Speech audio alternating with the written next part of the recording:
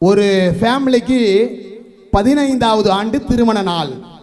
பொண்டாட்டி நான் பண்ணு ஆசையாக ஒரு கேசரி செஞ்சு எத்தாந்து வீட்டுக்காரன் கொடுத்தா. வாங்கினவன் கம்மன்னு போட்டு தாக்கிட்டாப்புல.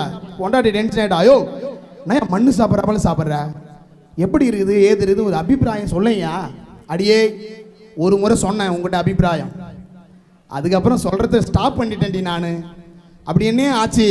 இல்லை உன்னை பொண்ணு பார்க்க வந்தேன் நாங்கள், நீயும் இதே போல் கேசரி ஏற்றாந்து கொடுத்த. நான் வாங்கி ஒரு ஸ்பூன் தான் வச்சேன் வாயில். பக்கத்தில் எங்கள் அப்பா உட்காந்து எப்படிரா இருக்குதுன்னு கேட்டார். நானும் நல்லா இருக்குதுன்னு சொன்னேன். நான் சொன்னது கேசரியை. அவங்க தப்பாக புரிஞ்சுட்டு உன்னை தலையில் கட்டி வச்சாங்க பாரு. அன்னைக்கு வாயமுன்னா எந்த அபிப்பிராயம் சொல்லக்கூடாதுன்னு. அதாண்டி நான் இப்போ இன்னும் அப்படி இருக்கிறேன் அப்படின்னா. குடும்பங்களில் ஏன் பிரச்சனைகள் அப்படின்னா, குடும்பங்களில் நிறைய நபர்களுக்கு உள்ளம் தூய்மை இல்லை. உள்ள தூய்மை தான் தவக்காலத்தினுடைய உச்சகட்டம். உள்ள தூய்மை என்றால் என்ன? அவ்வளவுதான் கேட்கிறேன். நாம் செய்யும் தவறுகளை நினைத்து மனம் வருந்தி இறைவனிடம் திருந்தணும். ஓகே அக்கா கரெக்டாக சொல்றாங்க. சூப்பர் அக்கா, 2 பேரும் சூப்பராக சொன்னீங்க. அருமை, 2 பேரும் கை தட்டுங்க பார்ப்போம். Very good. உள்ள தூய்மை என்றால் உள்ளத்தில் நான் எதை பதிய வைக்கிறேனோ அதுக்கேற்றார் போல் நான் தூய்மை அடைகிறேன். உள்ளத்திலே தூய்மை இல்லாதவர்கள் தான் ஒரு பெரிய ஆளை தான் காமிப்பாங்க. உள்ளத்திலே என்ன இருக்கிறதோ அதுதான் வெளிப்படும். ஒரு இறை வார்த்தை சொல்லட்டுமா? மத்தேயு நற்செய்தி 12:34. விரியன் பாம்பு குட்டிகளே, தீயோர்களாகிய நீங்கள் எவ்வாறு நல்லவை பேச முடியும்? உள்ளத்தின் நிறைவே வாய் பேசும். உள்ளத்தில் என்ன இருக்கிறதோ அதுவே நீ. மனிதனை ஆண்டவர் 3 பிரிவுகளாக பிரித்தார். ஆன்மா, உள்ளம், உடல். ஆன்மா கேட்பதை உள்ளத்தில் பதிய வைத்து உடல் செய்கிறது. இதான் ஹிஸ்டரி, இதான் வரலாறு, இதுதான் உண்மை. மனிதனுக்குள் 3 தன்மைகள் உள்ளது. ஒன்று ஆன்மா. ஆன்மா விண்ணை சார்ந்தது, உள்ளமும் உடலும் மண்ணை சார்ந்தது. உள்ளம் உடல் எங்கே டண்டனக்கா எங்க மேல போவோம். இந்த ஆன்மாவை தூய்மைப்படுத்துவது உள்ளமும் உடலும். Praise the Lord. ஆன்மாவை தூய்மைப்படுத்துவது எது? உள்ளமும் உடலும். உள்ளத்தில் என்ன பதிய வைக்கிறோமோ அதுதான் உடல் செய்யும். அதனால்தான் உள்ள தூய்மை இருந்தால்தான் நீங்கள் ஆண்டவரை அடைய முடியும். தூய்மையான உள்ளத்தோர் பேர் பெற்றோர் ஏல் அவர்கள் கடவுளை பார்ப்பர். மத்தேயு நற்செய்தி 5வது அதிகாரம் 8வது இறை வார்த்தை. மத்தேயு நற்செய்தி 5:8 என்ன சொல்கிறது? தூய்மையான உள்ளத்தோர் பேர் பெற்றோர் ஏனெனில் அவர்கள் கடவுளை காண்பார்கள். என்ன உள்ள இருக்கிறதோ அதுதான் வெளியே வரும். இப்ப தவக்காலத்தில் முக்கியமான ஒரு செயல்பாடு என்ன அப்படின்னா, எடுக்கலாமா? ஓசாயா 6வது அதிகாரம் 6வது இறை வார்த்தை வாசிக்கிறீங்களாமா? உண்மையாகவே நான் விரும்புவது பலியை அல்ல. வெயிட் பண்ணுங்க. எது வேண்டுமா ஆண்டவருக்கு? நாம பலியை தான் கொண்டாடி கொண்டிருக்கிறோம். திரு யாத்திரை முக்கியமா, திருப்பலி முக்கியமா? சிலுவை பாதை முக்கியமா, திருப்பலி முக்கியமா? ஒரு பங்குக்கு போயிருந்தேன். அந்த ஃபாதர் சொன்னாரு, அலெக்ஸ் சிட்டி பாரிஷ் சென்னைக்கு போயிருந்தேன். அலெக்ஸ் சிலுவை பாதை முன்னாடி வச்சாலும் பூசி எவனும் வரமாட்டேன்றான், சிலுவை பாதையை முடிச்சு போயிடுறான். சரி பூசை மூச்சு சிலுவை பாதை பின்னாடி வச்சாலும் பார்த்தா பூசி வரமாட்டேன்னா சிலுவை பாதை மட்டும் வந்துட்டு போயிடுறான். 2த்தையும் அட்டன் பண்ணுறா போல நான் எவ்வளோ ட்ரை பண்ணி பார்க்குறேன். பூசை தாண்டா முக்கியம், அதனுடைய தயாரிப்பு தாண்டா சிலுவை பாதை. சிலுவை பாதை நல்லா தியானிச்சு அந்த தியான உணர்வோட பூசையில் போனால் பூசையில் தான் முழுமையான ஆசீர்வாதம் கிடைக்கும். இப்படி சொல்லி பார்க்குறேன். அப்போட சிலுவை பாதை தான் எனக்கு முக்கியம்ட்டு வரான். சார் அலெக்ஸ் என்ன பண்ணலான்னு கேட்டார். சாமி இவ்வளோதான் பிரச்சனையா, நான் பார்த்துக்கிறேன், சிம்பிள் மேட்டர் அப்படின்னா. ஃபர்ஸ்ட் சிலுவை பாதை ஆரம்பித்தேன். முதல் ஸ்தலம் பக்தியா வந்தாங்கம்மா. யாரும் அதுல பக்தி பார்த்தது இல்ல. 2ஆம் ஸ்தலம், 3ஆம் ஸ்தலம், 4ஆம் ஸ்தலம், 5ஆம் ஸ்தலம், 6ஆம் ஸ்தலம், 7ஆம் ஸ்தலம், 8ஆம் ஸ்தலம், 9ஆம் ஸ்தலம், 10ஆவது ஸ்தலம், 11ஆம் ஸ்தலம், 12ஆம் ஸ்தலம். ஏசப்பா 12ஆம் ஸ்தலம் முடிச்சிட்டு வருகை பாடல். வருகை பாடல் செத்தானுங்க பாரு. போலாமா வானாமா, போலாமா டான்ஸ் ஆடுறானு, போலாமா வானாமா. எதுக்கா?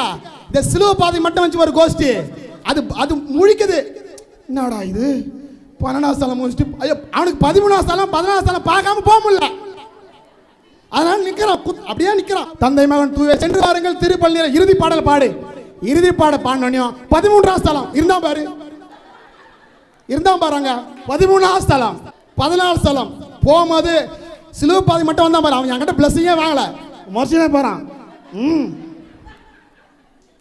எது முக்கியமோ அதை கொண்டாடல. எது சிலுவை, எது தவ காலத்திலே கொண்டாட வேண்டுமோ அதை கொண்டாடவில்லை. திரு யாத்திரை ஒரு பக்தி முயற்சி, ஜபமாலை ஒரு பக்தி முயற்சி, நோன்பு ஒரு பக்தி முயற்சி, தியானங்கள் ஒரு பக்தி முயற்சி. எதுடா கத்தோலிக்க திருச்சபை வழிபாடு அப்படின்னா பூசை. பூசை நிறைய பிற மத சகோதர சகோதரர் வந்திருப்பீங்க, உங்களுக்கு புரியாது, நோ ப்ராப்ளம். நான் இதை நான் சொல்லி ஆகணும். கத்தோலிக்க திருச்சபையில் இருக்கிறவங்க நான் சொல்லி ஆகணும். கத்தோலிக்க திருச்சபை ஒன்றை செயல்படுகிறது அப்படின்னா அதுவா செய்யாது. பிற சபை சகோதர சகோதரிலாம் வந்திருப்பீங்க, பூசையெல்லாம் பார்க்கலாமா சாமி, அது சும்மா ரிப்பீட்டடா பண்ணுகிறாங்க, அதை போய் செய். பூசை அத்தனையும் இறை வார்த்தை. ஏங்க கத்தோலிக்க திருச்சபை என்ற வார்த்தையே பைபிள்ல இருந்து எடுத்தாங்க, தெரியுமா? திடீர்னு எங்க நம்முடைய கத்தோலிக்க திருச்சபை பேரு ரோமன் கேத்தலிக் சர்ச் கிடையாது, ஆர்சி சர்ச் கிடையாது. நம்முடைய சர்ச் கத்தோலிக்க திருச்சபையுடைய பேர் என்ன தெரியுமா? One holy apostolic Catholic church. ஆங்கிலத்தில், தமிழ்ல ஒரே தூய அப்போஸ்தலிக்க கத்தோலிக்க திருச்சபை. இதான் கத்தோலிக்க திருச்சபையோட பேரு. நாங்களும் ஆர்சி தப்பு, ஆர்சி தப்பு, ரோமன் கேத்தலிக் சர்ச். அப்ப என்ன, எதுக்கு பார்த்தா ரோமன் கேத்தலிக் சர்ச்? ஏன்னா யூதர்கள் நிறைய பேர் அவர்கள் இறை வார்த்தையை வாழ்ந்து காட்டிய காரணத்தில் அப்போது உரோமை ஆட்சி இருந்துச்சு. அப்ப நிறைய உரோமையர்கள் மதம் மாறினார்கள் நம்முடைய கிறிஸ்தவத்துக்கு. அதனால இவர்களை குறிப்பிட்ட ஒரு இனம் காண வேண்டும் என்பதற்காக உரோமிய கத்தோலிக்கர்கள் அதுதான் ஃபாலோ பண்ணு Roman Catholic search. Roman Catholic search, Roman அப்படி ஆட்டி ஆட்டி நடக்குது, தப்பு. நம்முடைய இந்த கத்தோலிக்க அப்போஸ்தலிக்க எங்கெங்க இருக்குது? பைபிள்ல இருக்குது. திருத்தூதர்கள் பணிகள். நான் இது ஜெனரல் நாலேஜ், ஓகேவா? இது நான் சொல்ல வேண்டிய கான்செப்ட் சொல்லல, ஜெனரல் நாலேஜ். இடையில வந்து திடீர்னு தோணுச்சு, அதனால சொல்றேன். தூங்குறோம் தூங்க, நோ ப்ராப்ளம். தெரிஞ்சுக்கிறவங்க மட்டும் தெரிஞ்சு, ஜெனரல் நாலேஜ். திருத்தூதர்கள் பணிகள் 9வது அதிகாரம் 31 அந்த பகுதி எடுத்துக்கலாம். வாசிக்கிறீங்களா? யாருன்னா?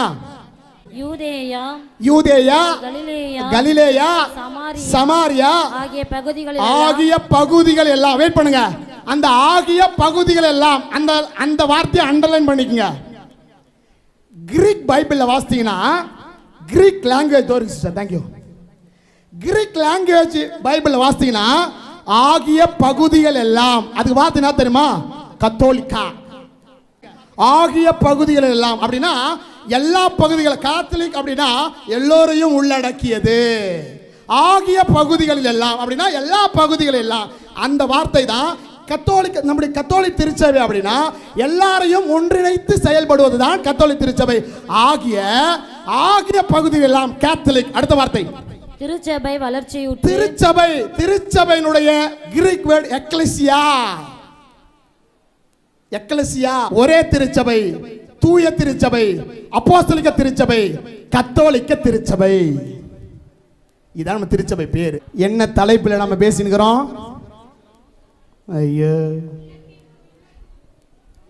உள்ள தூய்மை வேண்டும். ஏனென்றால் உள்ளத்தில் இருப்பதுதான் என்ன பேசும்? அநியாயம் செய்கிறான், நல்லா இருக்கிறான், நல்லா தான் இருக்கிறேன், நல்லா யாருக்கும் எந்த தீங்கும் செய்யல, எனக்கு மட்டும் என் சாமி அப்படி நடக்குது. உரோமையருக்கு எழுதிய திருமுகம் 1:28. வாசிங்க. கடவுளை அறிந்து ஏற்றுக்கொள்ளும் தகுதியை அவர்கள் இழந்து விட்டதால் சீர்கெட்ட சிந்தனையின் விளைவாக தகாத செயல்களை செய்யுமாறு கடவுள் அவர்களை விட்டு விட்டார். குடிக்காதையான்னு சொல்லி இருப்பேன். அவர் குச்சினே தான் இருப்பாரு. என்ன அர்த்தம்? கடவுள் அவரை விட்டு விட்டார். கடவுளை அறிந்து ஏற்றுக்கொள்ளுகிற தகுதியை அவர்கள் இழந்து விட்டதால் சீர்கெட்ட சிந்தனையின் விளைவாக தகாத செயல்களை செய்யுமாறு அவர்களை கடவுள் விட்டு விட்டார். சிக்னல்ல ரெட் லைட் போடுறாங்க, என்ன பண்ணோம்? நிக்கணும். ஒருத்தன் புர்ரு புர்ரு புர்ரு புர்ருனா எல்லோ லைட் தான் போட்டான். எல்லோ லைட் போட்டா என்ன அர்த்தம்? கொஞ்சம் வெயிட் பண்ணு போலாம். அதுக்குள்ள ஒருத்தன் ஓட்டான். இவனை ஃபாலோ பண்ணி 5 பேர் போனான். அங்க பார்த்து போலீஸ் நிக்கிறான். முன்ன போனோன்னு விட்டான். பின்னாடி போனவன் 5 பேர் அவனை பிடிச்சிக்கணும். எல்லாத்தையும் விடு சார், நீ 5 பேரையும் பிடிச்சிங்க, சந்தோஷம், தப்பு தான் எங்க மேல, அது ஓகே. இந்த முன்னாடி போனான் இல்ல, அவனை ஏன் விட்டீங்க? அவர் வேற யாரும் இல்லை, எங்க போலீஸ் ஆபீசர். இது போல தினமும் இது போல ஒன்று செய்வார். நான் அப்படி போறேன், என் பின்னாடி ஒரு 4-5 பேர் வருவான், புடிச்சிரு, கேஸ் ஒன்று ஈஸியாக கிடச்சிரும் பாரு. இப்படியும் உலகம். நாம தான் உஷாரா இருக்கணும். வாழுறவன் தப்பா வாழுறவன் வாழ்ந்துட்டு போட்டோம். எது தப்பா வாழுறவன் வாழ்ந்துட்டு போட்டோம். நீ அது பின்னாடி போனேன்னு வச்சுக்க மாட்டி. ஒரு சின்ன ஒரு உதாரணம் சொல்லிட்டோமா பைபிள்ல? உலகம் போற சாத்தான் பின்னாடி போனேன் அப்படின்னா மாட்டிப்பேன்.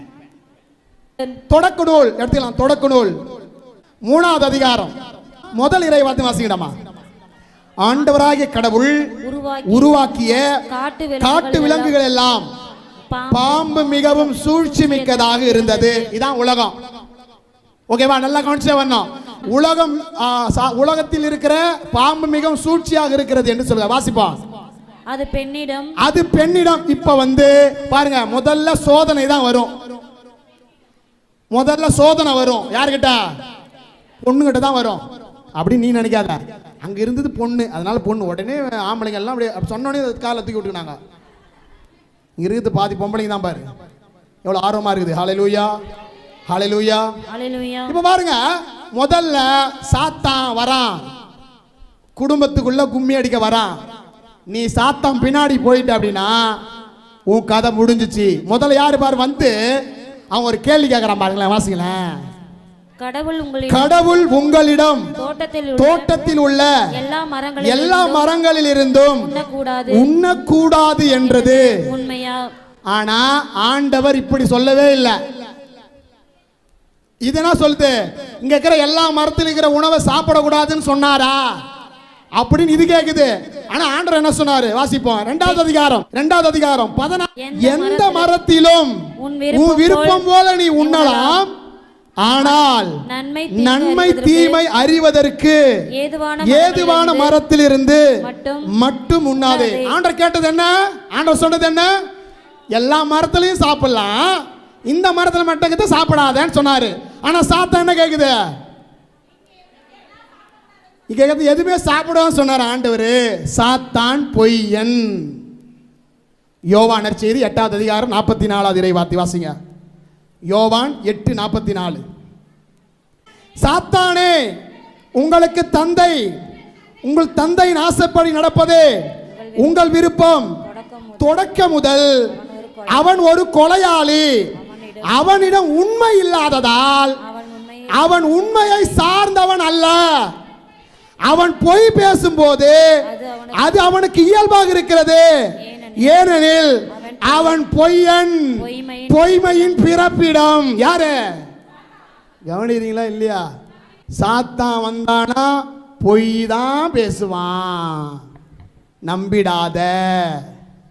நான் அடிக்கடி சொல்வது உண்டு, உன் பிள்ளைங்க கிழிஞ்சு போன துணியை போடுது. கிழிஞ்சு போன துணியை போடுறவங்கள என்ன சொல்லுவீங்க? பைத்தியம். இந்த உலகம் பசங்க எப்படி மாத்தி வச்சுக்குது? பைத்தியம். முடிய சரியாக கட்டிங் பண்ணி வைக்கிறது தானே அறிவு. நாய் நக்கனை போல வச்சிருந்தா உன் பசங்க ஏன் பைத்தியமா மாட்டானுங்க? சாத்தான் பின்னாடி போறான். உலகம் போகிற போக்குல உலகம் சொல்வதை நம்புகிறான், கடவுள் சொல்வதை நம்பல. நான் தப்பு செய்கிறேன்றது அவனுக்கே தெரியல. ஏன்னா அவன் தந்தை யாரு? சாத்தானாக மாறுறான். உலகம் போற போக்குல யோசிக்காம நீ பாட்டு பொய்யை நம்பி பிசாசு நம்பி போன அப்படின்னா நீயும் சாவாய். ஏனென்றால் சாத்தான் பொய்யன். பாருங்க, அங்க ஆண்டவர் என்ன சொல்றாரு அப்படின்னா, எல்லா மரத்துக்கு கனியும் சாப்பிடலாம்டா, ஆனா இதை சாப்பிடாதுன்னு சொன்னாரு. ஆனா இவன் கேட்கிற கேள்வி எப்படி இருக்குது? என்னவா ஆண்டவர் ஓரா சொன்னாராமே, எதையும் சாப்பிடாம சொன்னாராமே. அப்போ ஏவாள் சொல்றா, இல்லை இல்லை, எல்லா மரத்தில் இருக்கிற கனியும் சாப்பிடலாம், இந்த நடுவில் இருக்கிற நன்மை தீமை மட்டும் இருக்கிற கனியை மட்டும் சாப்பிடக்கூடாதுன்னு சொன்னாரு. அப்படி இப்ப எடுத்துக்க தொடக்க நூல் 3:2. பெண் பாம்பிடும் தோட்டத்தில் இருக்கும் மரங்களின் பழங்களை நாங்கள் உண்ணலாம், ஆனால் தோட்டத்தின் நடுவில் உள்ள மரத்தின் கனியை மட்டும் நீங்கள் உண்ணக்கூடாது, அது தொடவும் கூடாது, மீறினால் நீங்கள் சாவீர்கள் என்று கடவுள் சொன்னார் அப்படின்னு அது சொல்லுதான். அடுத்து பாம்பு ஒன்று சொல்லுது, வாசிங்க. பாம்பு பெண்ணிடம் நீங்கள் சாகவே மாட்டீர்கள். பாருங்க எப்படி பொய் மேல பொய் சொல்லி கொஞ்சம் கொஞ்சமா பேசி அவர்களை தன் பக்கமாக இழுக்கிறது. எந்த அளவுக்கு அவங்களை இழுத்து பைத்தியமாக்கிச்சுன்னா பொண்ணு சொல்றா பாருங்களேன், வாசிங்க. ஏனெனில் நீங்கள் அதிலிருந்து உண்ணும் நாளில் உங்கள் கண்கள் திறக்கப்படும், நீங்கள் கடவுளை போல நன்மை தீமை அறிவீர்கள் என்பது கடவுளுக்கு தெரியும் என்றது. அந்த மரம் உண்பதற்கு சுவையானதாகவும் கண்களுக்கு களிப்பூட்டுவதாகவும் அறிவு பெறுவதற்கு விரும்பத்தக்கதாகவும் இருந்ததை கண்டு பெண் அதன் பழத்தை பறித்து உண்டாள். கவனிங்க, இன்னும் பொண்ணு சாப்பிடவே இல்லை, ஆனா சுவையா இருக்குதான். எந்த அளவுக்கு மாத்திச்சு பார் சாத்தான். இன்னும் பழத்தை சாப்பிடவே இல்லைங்க, பார்ப்பதற்கு களிப்பூட்டுவதாகவும் சுவைப்பதற்கு சுவையாகவும் இருக்கிறது என்று பொண்ணு நினைச்சிட்டா. சாத்தான் கூட பேசிக்கிட்டே இருந்தீனா, சாத்தான் முன்னாடி போன அப்படின்னா உன்னை மயக்கி தன்மையப்படுத்தி பாவத்தை செய்ய தூண்டுறோம். இப்போ என்ன செய்யறாங்க? அடுத்து அதன் பழத்தை பறித்து உண்டால், அதை தன்னிடமிருந்த தன் கணவனுக்கும் கொடுத்தால் அவனும் உண்டான். அப்போது இருவரின் கண்கள் திறக்கப்பட்டன, அவர்கள் தாங்கள் ஆடையின்றி இருப்பதை அறிந்தேங்க. பாருங்க, எப்போ ஆண்டவர் சொன்னதை கேட்டுட்டு இருந்தாங்களோ அப்போ உடல்ல துணி இல்லை, ஆனால் துணி இல்லைன்னு அவங்க துணி இல்லைன்னு வைக்கப்பட்டாங்களா? இல்லை. எப்போ சாத்தான் சொன்னதை கேட்டு இந்த பழத்தை சாப்பிட்டாங்களோ இப்போ உடல்ல துணி இல்லைன்னு சொல்லி வைக்கப்படுறாங்க. அருளை இழந்துட்டாங்க. ஆண்டவருடைய வார்த்தை உள்ளத்திலே இருக்கிற போது சந்தோஷமா இருந்தாங்க. ஆண்டவர் வார்த்தையை உள்ளத்திலிருந்து எடுத்து சாத்தானின் வார்த்தை உள்ளத்திலே பதிய வைக்கிற போது ஏதேன் தோட்டத்திலிருந்து துரத்தப்படுகிறார்கள். பிரியமானவர்களே, எல்லாருக்குமே ஒரு டவுட். இந்த தொடக்க நூல் வாசிக்கும் போது எல்லாரும் என்கிட்ட ஒரு டவுட் கேட்டாங்க. ஃபாதர், நன்மை தீமை அறியக்கூடியது, அந்த பழத்தை சாப்பிடக்கூடாதுன்னு சொன்னது ஏன் ஃபாதர்? நன்மை தீமை அறிவது நல்லது தானே, நல்லது தானே. மனிதனுக்கு நன்மையை தீமையை அறிகிற அறிவு தப்பா யோசிப்ப, நீ தப்பா தான் எடுத்து விடுவ. அதனால நான் சொல்றத மட்டும் நீ கேளு. நீ ஏன் நன்மை தீமை அறிகிற? நீ எப்போ போய் எது நன்மையை எது தீமைன்னு சொல்லிட்டு உனக்கு தெரியாது, நீ தப்பா செய்வ. உதாரணத்துக்கு இப்போ இந்த உலகத்தை ஆட்டி படைத்து கொண்டிருக்கிற ஒரு அழகான ஒரு பிசாசு என்னது? செல்போன். நல்லது தானே கண்டுபிடிச்சாங்க? உங்களை தானே கேட்குறேன், நல்லதுக்காக தான் கண்டுபிடிச்சாங்க.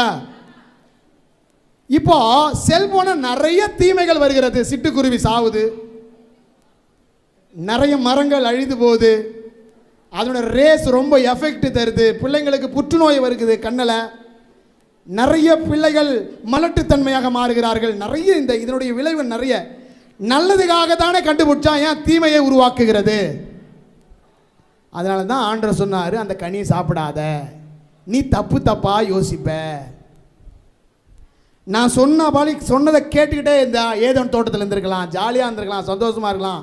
எனக்கு எல்லாம் தெரியும், நான் சாப்பிட்டு சூப்பராக பண்ணுவேன், நாங்களாம் அப்போ அப்படி, நாங்களாம் இப்போ இப்படின்னு சொல்லிட்டு பிச்சின்னு போனேன்ல. இப்போ நிறைய தப்பான செயல்பாடுகளை உருவாக்கி கொண்டிருக்கிறீர்கள். அதனால தான் ஆண்டவர் அப்போ சொன்னார், இந்த மரத்துக்கண்ணே சாப்பிடாதடா, நீ சாப்பிட்டா நீ தப்பாக செய்வ, நீ மாற்றி செய்வ, எது நல்லதுன்னு தெரியாது, எது கெட்டதுன்னு தெரியாது, நீ நல்லது நினச்சி பண்ணா கெட்டதில் முடியும், உனக்கு தெரியாதுடா, உனக்கு புத்தி இல்லை, உனக்கு எதுவுமே இல்லை, அது சாப்பிடாத, நான் சொல்கிறது மட்டும் கேளுனார். இவன் தான் இல்லை நான் சாப்பிட்டேன் பயங்கரமாக பண்ணுவேன், டாப்பில் வருவேன். இவனை போனார், ஏதோன் தோட்டத்தை தள்ளி விட்டார், 8 மூஞ்சில் வச்சார். இந்த மால் கீழே வந்து இப்போ வேர்வை தண்ணி, என்ன போல் வேர்வை தண்ணி சிந்தி கத்தி எடுக்க வேண்டியதாகுது. அவன் அந்த பழம் சாப்பிட்டதுக்கப்புறம் நாங்களாம் கத்தி எடுக்கிறோம் பாரு. அதெல்லாம் கத்த வேண்டிய வேலையே வந்திருக்காது. பிரியமானவர்களே, நம்முடைய உள்ளம் எப்படி இருக்கிறதோ அதன் பிரகாரமாகத்தான் நம்முடைய செயல்பாடுகளும் இருக்கும் என்பதை மறந்து விடாதீர்கள். இந்த தவக்காலத்தில் நம்முடைய உள்ள தூய்மை வேண்டும். நிறைய சடங்குகளை செய்கிறோம், நிறைய பக்தி முயற்சிகள் செய்கிறோம், நிறைய செயல்பட்டு கொண்டிருக்கிறோம். ஆனால் யாரும் மனசே மாற மாட்டேன்றோம். அதே தீமையே 40 நாள் கழிச்சு செஞ்சுக்கிட்டே இருக்கிறோம். அதே பழக்கத்தை, கெட்ட பழக்கத்தை 40 நாள் கழிச்சு செஞ்சுட்டு இருக்கிறோம். அப்போனா நாம் தவக்காலத்தில் உள்ள தூய்மை இல்லாமல் வாழ்ந்து வெளியே அலங்காரங்கள், வெளியே ஆடம்பரங்களை மட்டுமே செய்து கொண்டிருக்கிறோம். திரு யாத்திரை போகிறது நல்லா செய்கிறாங்க, நல்லா காவியோட அணிஞ்சுக்கிட்டு அப்படியே பயங்கரமாக போவாங்க. ஆனால் ஜாதியை மட்டும் விட மாட்டாங்க. ஆனால் அவங்க தவக்காலம் கொண்டாடுறாங்க, எல்லாத்தையும் செய்வாங்க. ஆனால் அந்த நல்ல நேரம் கட்ட நேரத்தை மட்டும் விடவே மாட்டாங்க. பொருத்தம் பார்க்கறது, அதை பண்ணுறது, இதை பண்ணுறது, அந்த அருள் வாக்கு, இந்த இதுவு அப்படி சொல்லி அதை நான் கண்டினியூ பண்ணிக்கிட்டே இருக்கிறோம். ஆண்டவர் என்ன சொல்கிறார் என்றால், மனிதன் 40 நாளில் செய்கிற நல்ல பழக்கத்தை அவன் தொடர்ந்து அதை கடைபிடிக்க வேண்டும் என்பதற்காகத்தான் இந்த 40 நாளை திருச்சபை கொடுத்திருக்கிறது. ஆண்டவர் சொல்கிறார், யோவான் நற்செய்தியில் 8வது அதிகாரம் 31 சொல்கிறது. யோவான் 8:31 ஆண்டவர் சொல்கிறார், நீங்கள் என் வார்த்தைகளை தொடர்ந்து கடைபிடித்தால் தான் என்னுடைய சீடர்களாக நீங்கள் இருப்பீர்கள். ஹல்லேலூயா, ஹல்லேலூயா, ஹல்லேலூயா, ஹல்லேலூயா. நாம செய்கிற நல்ல காரியங்கள் 40 நாள் கழிச்சும் தொடர வேண்டும். நாம செய்கிற பக்தி முயற்சிகள் 40 நாள் கழிச்சும் தொடர வேண்டும். இந்த 40 நாளுக்குள்ளேயே முடிஞ்சிடக்கூடாது, 41வது நாளும் தொடர வேண்டும். ஹல்லேலூயா, ஹல்லேலூயா. ஆக தவக்காலத்தில் உள்ள தூய்மை 40 நாள் மட்டுமல்ல, இது வெளியே போயிட்டோம் உள்ள தூய்மையோடு வாழ வேண்டும் என்பதுதான் தவக்காலத்துடைய மைய கருத்து. ஆமென்.